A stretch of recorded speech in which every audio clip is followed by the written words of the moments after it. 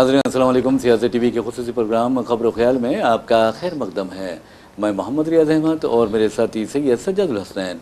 बहरहाल नाज़रीन, जहाँ तक खबरों का सवाल है, आप अच्छी तरह जानते हैं कि हम आपके सामने ऐसी खबरें पेश करते हैं जो कल के अखबारात की सुर्खियाँ बनती हैं। न सिर्फ सुर्खियाँ बनती हैं बल्कि उन खबरों को इलेक्ट्रॉनिक मीडिया गैर मामूली अंदाज में नशर करता है। इसी तरह सोशल मीडिया भी आप अंदाज़ा कीजिए कि इन खबरों को पेश करता है। लेकिन नाज़रीन, जहाँ तक हमारे प्रोग्राम का आगाज़ है, आप अच्छी तरह जानते हैं कि माह रमज़ान मुबारक हमसे विदा ले रहे हैं। बहुत ही ऐसा लग रहा है कि एक माहौल पर सन्नाटा छाया हुआ है, एक ऐसा यानी गमगीन माहौल दिखाई दे रहा है कि कोई कीमती चीज़ हमसे दूर जा रही है। तो बहरहाल माह रमज़ान मुबारक को हम अलविदा करते हैं, लेकिन बहुत ही एक वज़न एक बोझ है दिल पर कि हम अपने माह रमज़ान को विदा कर रहे हैं। अल्लाह का लाख लाख शुक्र है कि अल्लाह ताला ने हमें माह रमज़ान में दाखिल किया, और अल्लाह से यही दुआ करते हैं कि अल्लाह ताला हमें हमेशा माह रमज़ान में दाखिल करे और रोज़े नमाज़ों का एहतमाम करने की तौफ़ीक़ अता फ़रमाए। और ये सिर्फ़ अल्लाह की तौफ़ीक़ से होता है, और अल्लाह चाहे तो हम बार बार रमज़ान में इंशाअल्लाह अज़्ज़ व जल दाखिल होंगे। और हम यही दुआ करते हैं कि हमारे दोस्त अहबाब, हम हमारे जिनके माँ बाप हैं वो, या अगर जिनके माँ बाप नहीं वो, उनको तो अल्लाह ताला मग़फ़िरत फ़रमाए, तो तमाम के तमाम उनके भाई बहन सब, और ख़ास तौर पर हमारे सियासत अखबार के क़ारीन, सियासत टीवी के नाज़रीन, सबको अल्लाह ताला हमेशा और बार बार रमज़ान में दाखिल करता रहे और बरकतें और रहमतों लूटने का मौका अता फ़रमाते रहे। तो बहरहाल नाज़रीन, आप सबको ख़ास तौर पर हमारे बैरून मालिक में जो हमारे नाज़रीन हैं, सियासत के क़ारीन हैं, सियासत टीवी के नाज़रीन हैं, उन तमाम को हमारी जानिब से ईद की पुरखुलूस मुबारकबाद है। लेकिन नाज़रीन, पर हम जैसा कि आप सोचते होंगे कि खबरों पर तबसरा कब होगा, तो हम आपको बता दें कि हमारी जो रिवायत हमने रमज़ान में बना ली थी कि हर प्रोग्राम में, चाहे वो खबर ख्याल हो, चाहे ब्रेकिंग न्यूज़ हो, चाहे ख़ास खबरें हों, उसका आगाज़ प्यारे नबी सल्लल्लाहु अलैहि वसल्लम की हदीस मुबारक से करते हैं। तो बहरहाल और ये जो हदीस मुबारक है वो रोज़ाना सियासत के सफ़े आखिर में शाये होती है। तो बहरहाल आज की जो हदीस है जो अखबार सियासत में शाये हुई है वो इस तरह है। हज़रत अबू उमामा रज़ियल्लाहु तआला अन्हु से रिवायत है, रसूलुल्लाह सल्लल्लाहु अलैहि वसल्लम ने फरमाया, बंदा कुरान की तिलावत के सबब अल्लाह ताला से ज़्यादा करीब होता है। तो अल्लाह ताला हम सबको कुरान पढ़ने, कुरान समझने और ख़ास तौर पर तर्जुमे के साथ कुरान पढ़ने की तौफ़ीक़ अता फ़रमाए। बहरहाल नाज़रीन, जो पहली खबर है, हम आपके लिए चलते हैं रियासती असम्बली यानी तेलंगाना असम्बली, जहाँ पर आपको बता दें कि डिप्टी चीफ मिनिस्टर और वज़ीर फाइनेंस भट्टी विक्रमार्का ने बजट पेश कर दिया है। और आपको बता दूँ कि बजट का जो हजम है, जुमला बजट 3,24,234 करोड़ का बजट उन्होंने पेश किया है, जिसमें रेवेन्यू जो एक्सपेंडिचर है वो 2,34,406 करोड़ रुपये और कैपिटल एक्सपेंडिचर जो हैं वो 47,267 करोड़ रुपये है। जबकि आपको बता दूं कि पर कैपिटा इनकम जो है तेलंगाना के शहरियों की वो बहुत खुशी की बात है कि 4,18,931 रुपये बताई गई है। जबकि अगर यही पर कैपिटा जो इनकम है नेशनल लेवल पर देखेंगे या नेशनल एवरेज देखेंगे तो वो 2,19,575 होता है। तो बहरहाल नाज़रीन, बजट तो पेश कर दिया गया है और आप ये सोच रहे होंगे कि आखिर बजट तो पेश किया गया है, लेकिन माइनॉरिटी बजट का क्या हुआ। तो आपको बता दें कि माइनॉरिटी बजट के लिए या माइनॉरिटी वेलफेयर के लिए, अक़लियतों की बहबूद के लिए 3,770 के करीब यानी 3,769 करोड़ रुपये यानी मुख्तस किए गए हैं सजा सब। और जहाँ तक SC वेलफेयर का सवाल है वो उसके लिए 11,784 करोड़ रुपये, ST वेलफेयर यानी दर्ज फहरिस्त कबाइल के लिए की बहबूद के लिए 7,937 करोड़ रुपये और BC वेलफेयर के लिए 12,511 करोड़ रुपये मुख्तस किए गए हैं। जबकि माइनॉरिटीज़ के लिए 3,769 करोड़ रुपये। जी मतलब है कि अक़लियतों को सबसे आखिर में रखा गया है। सिर्फ 3,000 की औकात है अक़लियतों की इस रियासत के। ये जो है पैगाम इस बजट से जाता है। और अलमिया ये है रियाज साहब जी कि वो 3,000 करोड़ रुपए भी पूरी जो है ईमानदारी से ना तो जारी होते हैं, अगर जारी भी होते हैं तो खर्च नहीं होते, पूरी ईमानदारी से वापस चले जाते हैं। ये सबसे बड़ा अलमिया है।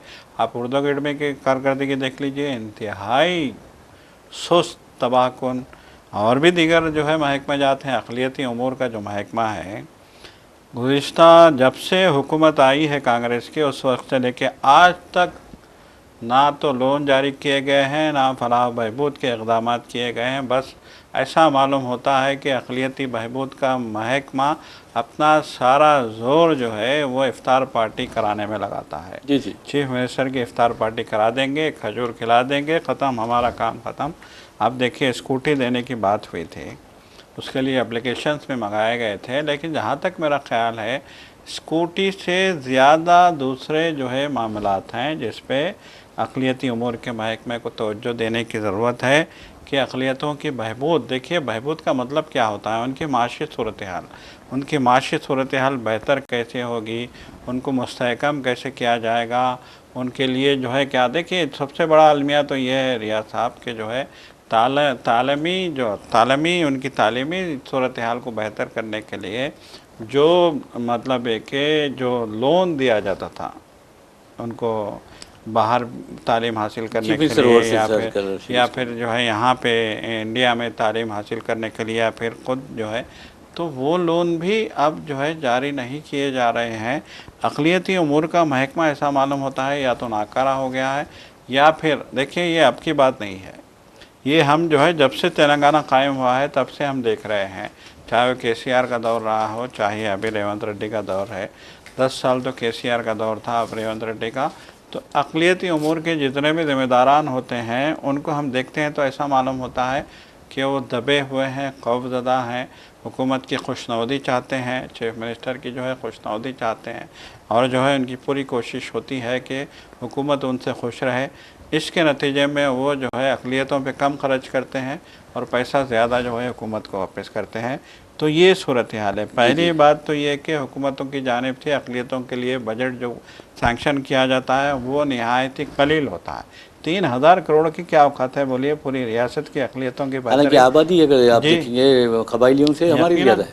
यकीनन कबाइलियों के लिए आप जो है इतना 7,937 करोड़, देखिए उनके लिए 7,000 करोड़, BC के लिए 12,000 करोड़ और अक़लियत के लिए 3,000 करोड़। तो पहली तनक़ीद तो यही है कि अक़लियतों को जो है सबसे ज़्यादा जो है नज़रअंदाज किया जाता है, और इसकी ये मिसाल हमारे आज के बजट में जो अक़लियतों के लिए 3,000 करोड़ रुपये सैंक्शन किए गए हैं उसको देखने से मालूम होता है।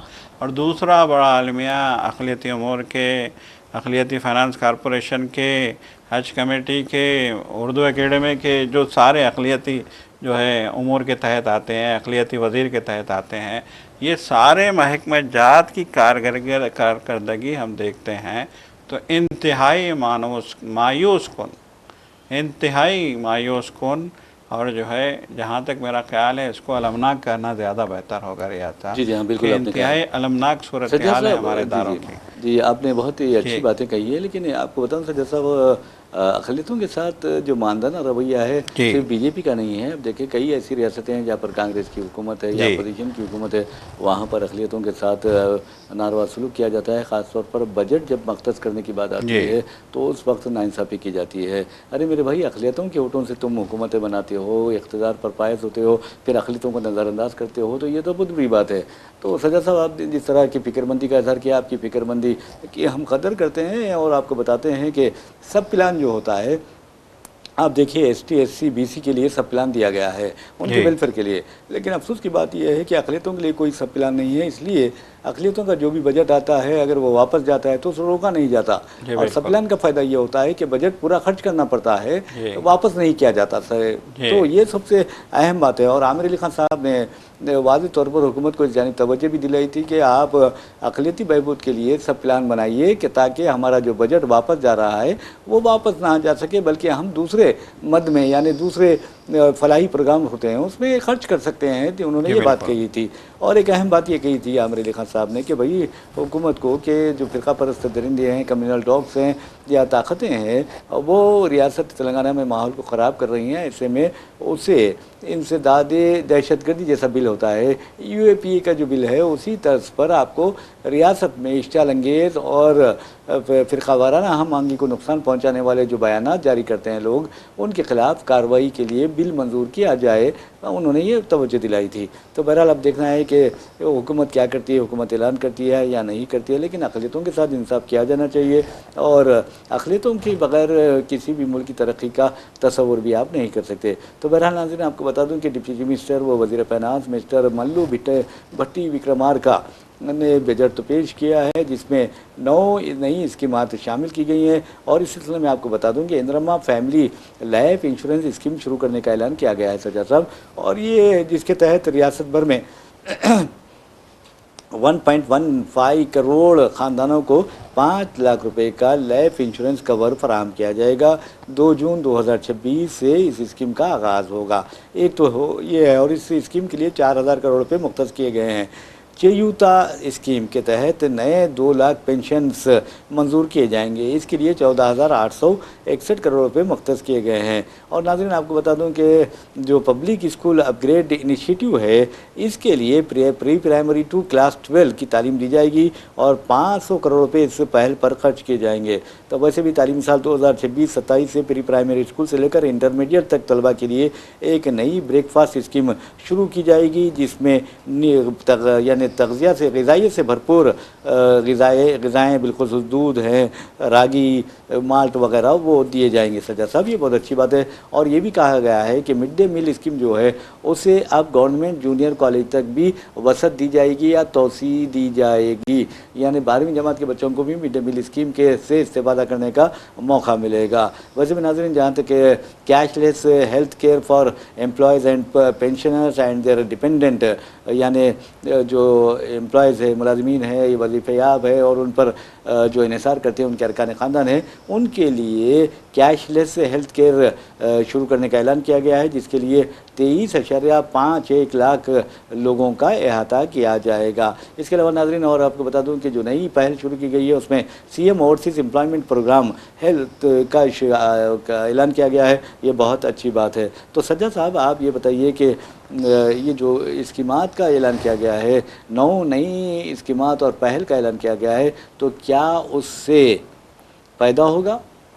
देखिए, अब ये तो हुकूमत की ईमानदारी पे जो है मुनहसर करेगा कि हुकूमत इन स्कीमों को अमल के काबिल समझती है, अमल आवारी में दयानतदारी का जो है मुजाहरा करती है या नहीं है।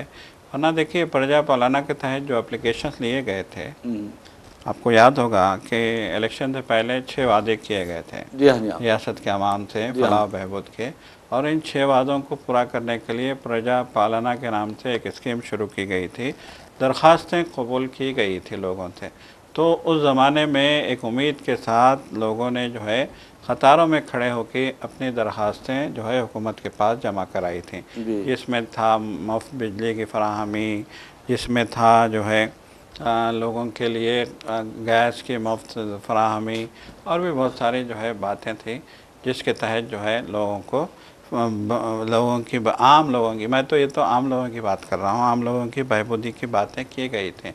लेकिन अलमिया ये है कि जो है उस पर बहुत ही नॉमिनल जो है इम्प्लीमेंटेशन हो पाया है। बिल्कुल चुनिंदा चंद 100-1000 लोगों को जो है इसका फ़ायदा पहुंचा के मामले को जहां तहां कर दिया गया, सर्द खाने में डाल दिया गया है। वरना तो जो है हुकूमत का अलमिया ये है कि जो है ये जो दरख्वास्तें आवाम ने दी थी वो जो है कचरे में पड़ी पाई गई, सड़कों पे पड़ी पाई गई, कचरे की कुंडियों में पड़ी पाई गई। तो फलाही स्कीमात के लिए हर बजट में ऐलानात होते हैं।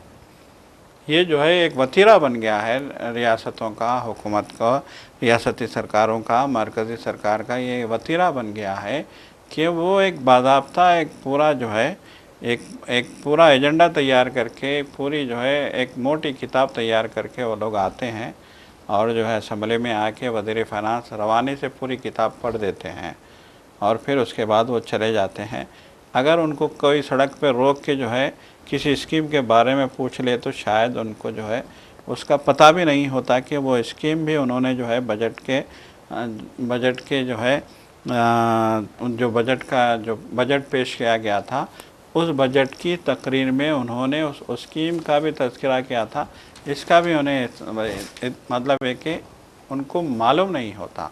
तो ये सबसे बड़ा मसला है। तो यकीनन देखिए, अब जो भी काम करने की बात की गई है कांग्रेस की तरफ से, इस बजट की जो है तकरीर के दौरान में जो भी तजावीज़ पेश की गई हैं, जो भी बजट मख्तस किया गया है, जो भी सूरत हाल बयान की गई है रियासत के माशी सूरत हाल का जो है अहाता किया गया है, और इस बात का जो है दावा किया गया है कि हमारे पास जो है फ़ीकस आमदनी जो है बहुत बेहतर है दीगर रियासतों के मुकाबले। तो अब ज़रूरत इस बात की है कि हुकूमत भी हमारे अवाम को, तेलंगाना के लोगों को माशी तौर पे मुस्तहकम बनाने के लिए पूरी संजीदगी से इक़दाम करे, वरना तो बजट की तकरीर कर दी जाती है, बजट का मंसूबा तैयार होता है, बजट की तजावीज़ असम्बली में पेश कर दी जाती हैं, उसके बाद जो है बात आई गई हो गई वाली हो जाती है।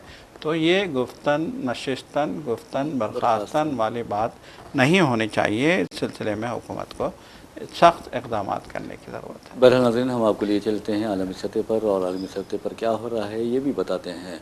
जहाँ तक आपको बता दूँ कि फ़लस्तीनियों का सवाल है, इसराइल की दरिंदगी का सिलसिला अब भी जारी है। और आपको ये बताना ज़रूरी है कि इसराइल ने 7 अक्टूबर 2023 के बाद से आज की तारीख तक तकरीबन 77,000 फ़लस्तीनियों को यहाँ को कत्लेआम किया। और आपको बता दूं कि 4 लाख से ज़ायद फ़लस्तीनी ज़ख्मी भी हुए हैं, जिनमें निस्फ़ जो तादाद है, 19 तादाद तो मुस्तकिल तौर पर माजूर हो चुकी है। लेकिन जहाँ तक इसराइल की दरिंदगी का सवाल है, आपको बता दूं कि उसकी दरिंदगी में ख़वातीन और बच्चे बहुत ज़्यादा निशाना बने हैं। यानी उनकी नस्ली तथहीर करता रहा, लेकिन उसके ख़िलाफ़ बोलने वाला कोई नहीं है।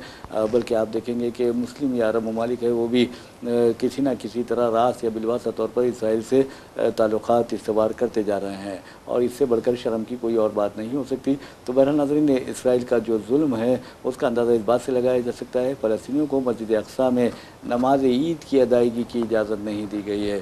कितनी शर्म की बात है। 1967 के बाद, 1967 के बाद पहली बार रमज़ान के अख्ताम पर जो इस तरह का वाक़या पेश आया, जहाँ पर मस्जिद अक़सा को मुकम्मल तौर पर बंद रखा गया था। 1967 के बाद इस पहली मरतबा ऐसा हुआ है। तो बहरहाल नाज़रीन, आपको बता दूं कि ये खबर थी। और दूसरी खबर जो है, अमेरिका ने मुत्तहिदा अरब इमारात को पैट्रियट मिसाइल समेत 7 अरब डॉलर मालियाती हथियार फरोख्त करने का ऐलान कर दिया है। और इस सिलसिले में एक अमरीकी अखबार में तफसीली रिपोर्ट शाई हुई है। और आपको ये बता दें कि इन हथियारों में जो अमेरिका मुत्तहिदा अरब इमारात को फराहम करेगा या फरोख्त करेगा, उनमें 5.6 अरब डॉलर के पैट्रियट मिसाइल और 1.3 अरब डॉलर के जदीद जंगी साजो सामान शामिल है। तो अमेरिका तो पहले तो आपको बता दूं कि अमेरिका के जो तैयारे हैं उस सिलसिले में ये कहा जा रहा है कि उसमें कई F-35, F-32 सीरीज़ की तैयारी शामिल है। लेकिन पहले बात करते हैं अमेरिका के बारे में कि अमेरिका पहले ही 3 खलीजी मुल्कों को 16.5 अरब डॉलर्स के हथियार या असला फरोख्त करने का ऐलान किया है।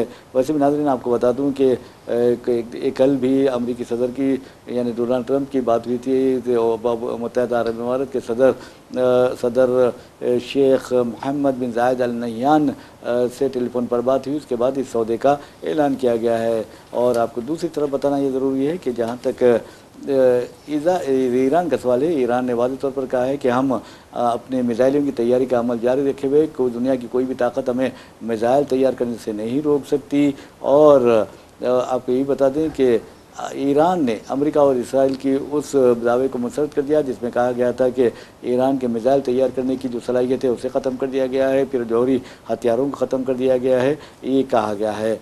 तो ईरान ने कहा है कि मिसाइलों के ज़खायर में कोई कमी नहीं की गई है, और पासदारान इनक़लाब ने इस बात का ऐलान किया गया है। और आपको ये बता दूँ नाज़रीन, ईरान के ख़िलाफ़ जंग में अब तक अमेरिका के 16 जंगी तैयारों को ईरान ने मार गिराया है। तो चलते हैं सज्जाद साहब से और पूछते हैं कि सज्जाद साहब, अब एक जो नई खबर आ रही है वो ये है कि पासदारान इनक़लाब की जवाबी कार्रवाई के बाद एक अमेरिकी F-35 तैयारे को मशरिक़ वस्ता के अड्डे पर, फ़ज़ाई अड्डे पर हंगामी हालत में लैंडिंग की गई उसकी। देखिए, सबसे बड़ा मसला ये है कि जंग है, ये जंग में जो है ऐसा नहीं है कि जो है अमेरिका ही मारेगा, इजराइल ही मारेगा और ईरान मार खाता रहेगा, ऐसा नहीं है। जंग में जो है अमेरिकी तैयारे भी तबाह होते हैं, इजरायली हालात भी ख़राब होते हैं, तल अबीब भी तबाह होता है, हैफ़ा भी तबाह होता है। तल अबीब का जो इज़राइल का जो साहिल इलाका है, जो अहम तरीन बंदरगाह थी, वो भी तबाह होती है। अमेरिका को भी जो है इसका नुकसान उठाना पड़ता है। ईरान में भी जो है, तेहरान में बहुत सारे नुकसान की खबरें आती हैं। तो इस जंग से किसी का फ़ायदा होने वाला नहीं है। इस जंग ने तबाही मचाई है। इस जंग में ईरान के रूहानी रहनुमा की मौत हुई है। इस जंग में ईरान के दिफाई सरबराह की मौत हुई है। इस जंग में ईरान के अली लारिजानी जो है इस जंग को पूरी तरीके से लीड कर रहे थे, उनकी मौत हुई है। तो ये जो लीडरों की शहादतें होती हैं, अमवात होती हैं, ये नुकसान होता है, तो यकीनी बात है कि इसका तो खमियाजा भुगतना ही पड़ेगा जिन्होंने जंग मुसल्लत की है।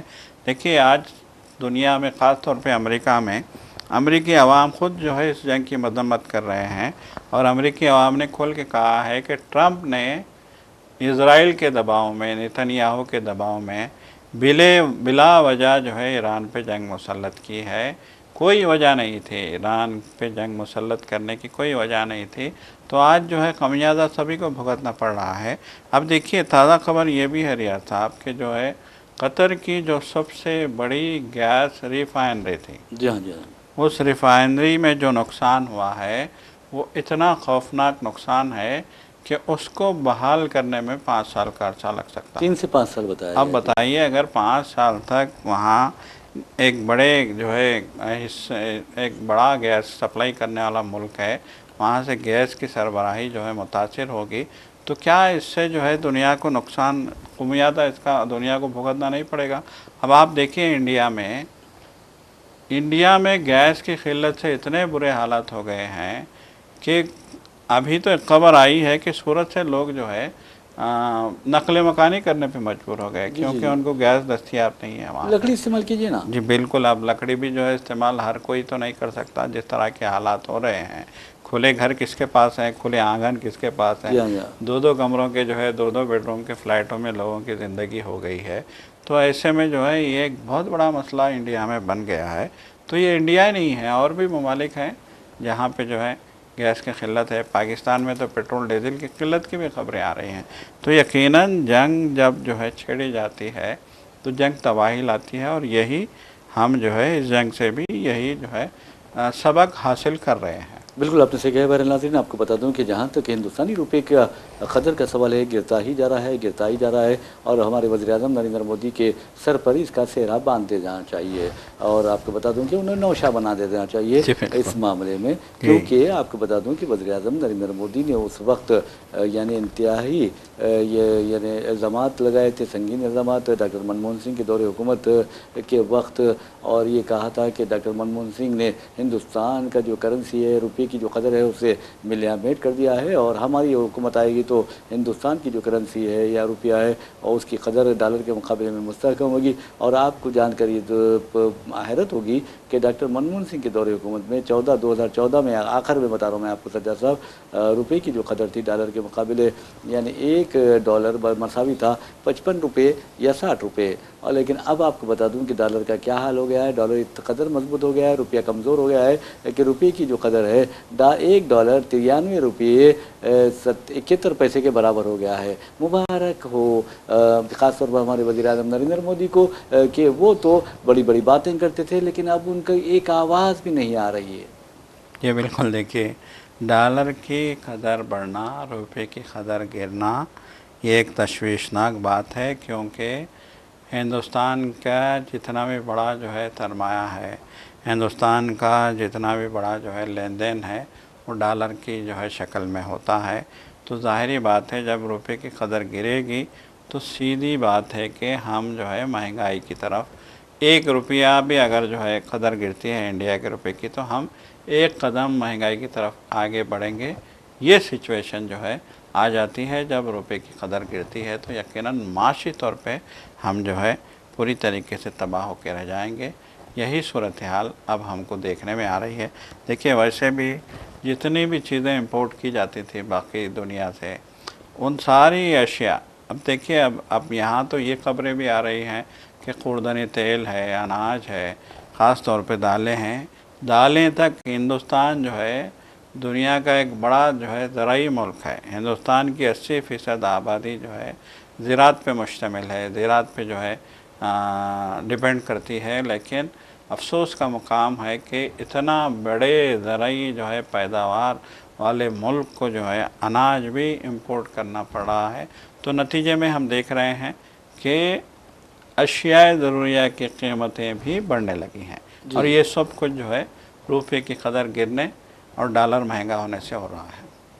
आपने बिल्कुल सही कही सज्जद साहब, आपने बिल्कुल सही कहा है। लेकिन जहाँ तक वज़ीर-ए-आज़म नरेंद्र मोदी का सवाल है, क्या नरेंद्र मोदी जी को क्या इस बात की शर्मिंदगी नहीं हो रही होगी कि वो डॉक्टर मनमोहन सिंह को डॉलर के मुकाबले रुपये की कदर में गिरावट पर तनकीद का निशाना बनाते थे, लेकिन आज उनके खिलाफ कोई मुँह खोलने के लिए तैयार नहीं है? ये बिल्कुल देखिए किरण, ये माशी सूरत हाल, एक मंजेवे जो है माशी माहिर थे मनमोहन सिंह की खिदमत बहुत अजीम रही है हिंदुस्तान के लिए, बहैसियत वज़ीर-ए-आज़म भी, बहैसियत वज़ीर फ़िनांस भी, और फिर जो है बिल्कुल जो है हम ये कह सकते हैं कि उस ज़माने में हमने रिसेशन को रोका था और आज जो है हमारी हालत दिगरगुं होती जा रही है। बिल्कुल सही कहा है। और इसी के साथ हम अपना प्रोग्राम खबर ख्याल इख्तिताम को पहुंचाते हैं। अपने मेज़बान मोहम्मद रियाज़ अहमद और मेरे साथी सैयद सज्जादुल हसनैन को इजाज़त दीजिए। इंशाअल्लाह फिर मुलाकात होगी, फिर बात होगी। तब तक के लिए अल्लाह हाफ़िज़। अल्लाह हाफ़िज़।